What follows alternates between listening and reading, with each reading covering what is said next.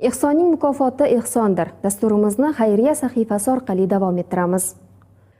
36 yoshli yurtdoshimizga ikkala buyrak qurishi kasallik tashxisi qo'yilgan. Bir nafar farzandning onasi jarrohlik amaliyotiga muhtoj, lekin uzluksiz olingan muolajalardan keyin oilaning mablag'i qolmagan. Donor bor, faqat kerakli pullar yig'ilsa bo'lgani. Imkoningiz bo'lsa, yordam qo'lini uzating. 3 yildan beri gemodializga tushib qolganman.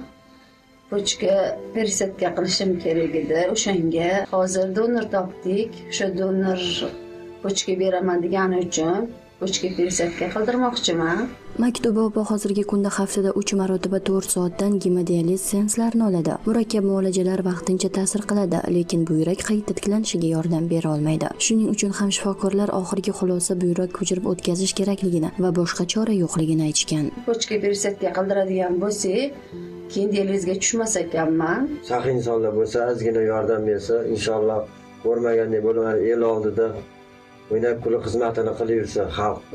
O'qaniga baraka bersin, kun tashlayotgan bo'lsa ham. Jarrohlik amaliyoti uchun zarur bo'lgan mablag'ni yig'ish oila boquvchisining bir o'ziga og'irlik qiladi. Ayolining kundan kunga ahvoli yomonlashib borayotganini ko'rish esa oson emas. Imkoningiz yetgancha yordam qo'lini uzating. Maktuba opa dardlardan tezroq xalos bo'lsin. Motorg'om Nazirova, Aslirbek Olimov, Hudud informatsion dasturi uchun.